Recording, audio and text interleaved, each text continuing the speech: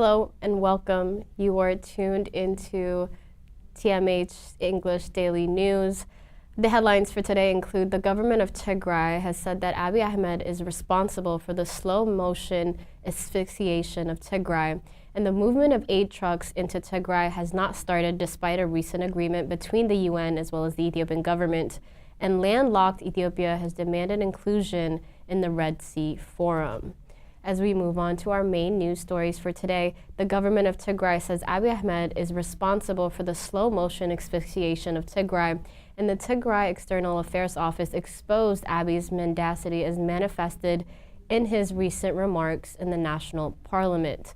The Tigray External Affairs Office published its latest briefing in which it said Abiy Ahmed is the principal architect of Tigray's ongoing humanitarian tragedy, despite his attempt to seek credit for appearing to commiserate with the people of Tigray over their suffering.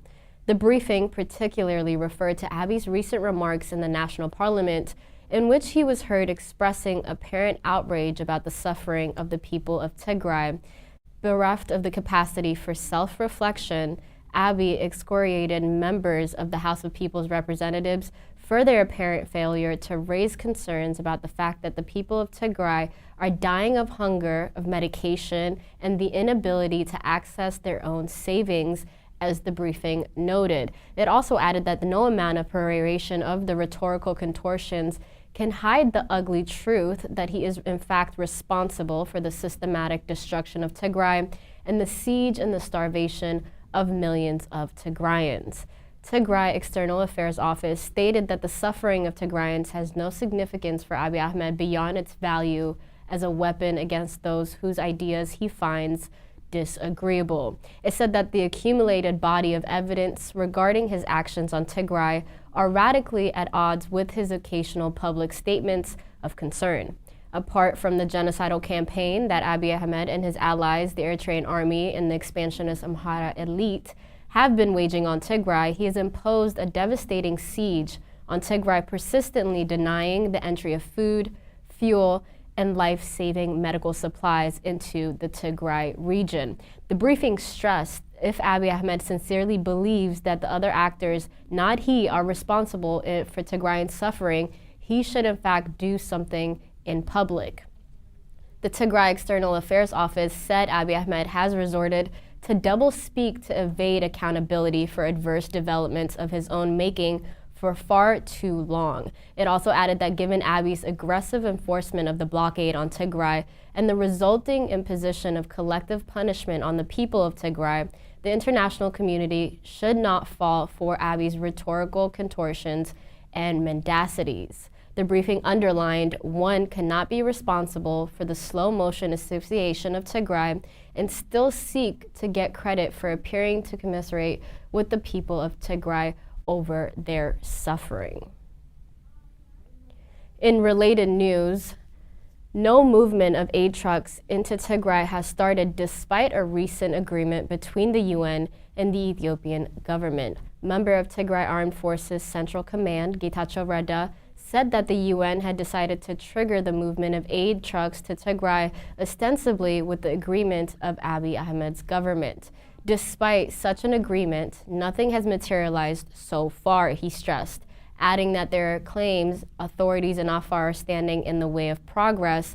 Getachew Reda laid responsibility for the obstruction of the movement of aid trucks at the feet of Abiy's government, whatever the veracity of such claims. He underlined that the federal authorities should settle whatever issues regional authorities might in fact have. We urge the international community to act resolutely and to get the trucks going before we are forced to seek solutions elsewhere, member of Tigray Armed Forces Central Command Getachew Reda said. He also said that the government of Tigray has been doing whatever it can to facilitate passage of all aid convoys.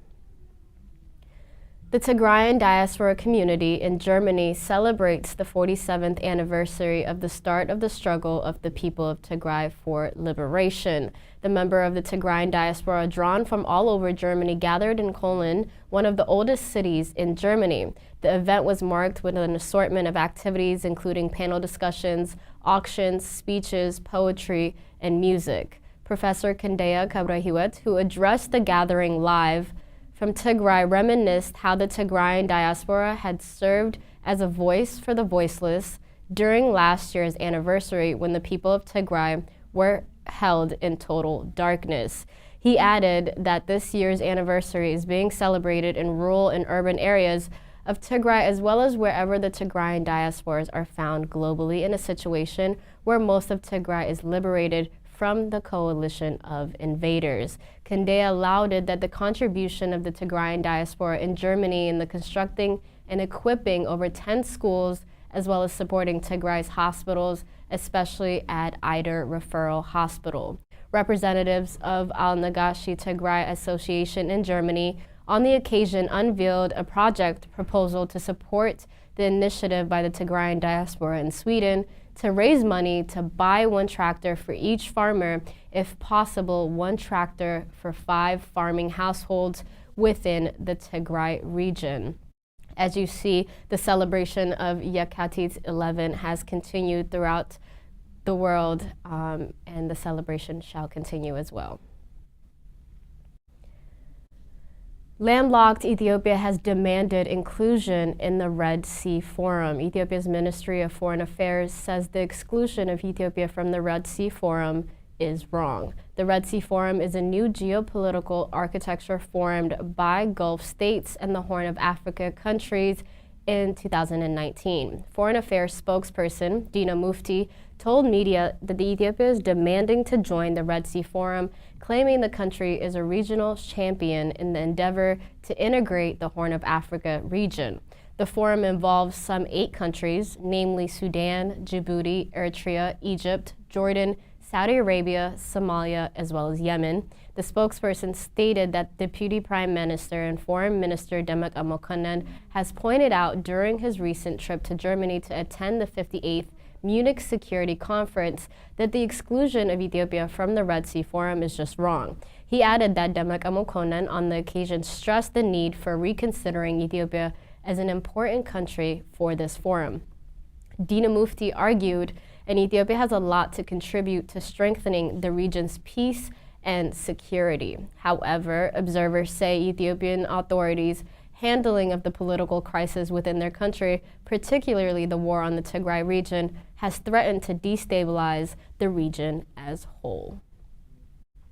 5 Ethiopian political parties decide to boycott the planned national dialogue. The 5 political parties that announced their non-participation in the planned national dialogue operate in the regions of Afar, Oromia, as well as Somalia, and the party said that the 11-member commission established to organize the dialogue does not equally represent all the people that is manipulated by Abiy Ahmed. The parties distanced themselves from national dialogue, saying the commission is neither independent nor is it credible. The Egyptian minister has blamed Ethiopia for the lack of progress in the dam negotiations. Dr. Mohammed Abdel Ati, Minister of Water, Resources, and Irrigation, has said that the Renaissance Dam negotiations are currently frozen due to Ethiopia's lack of communication. Ethiopia announced a few days ago that Prime Minister Abiy Ahmed had inaugurated the first phase of electricity generating from the dam. Egypt said that the Ethiopia's decision to unilaterally start operating the Renaissance Dam is in fact a violation of the 2015 Declaration of Principles. Abdel Ati said his country is keen to reach a fair and binding legal agreement on the rules for filling and operating this dam. He also stressed his government's readiness to deal with all scenarios related to this dam and its crisis. That concludes our news for today. Thank you so much for tuning in. Bye-bye.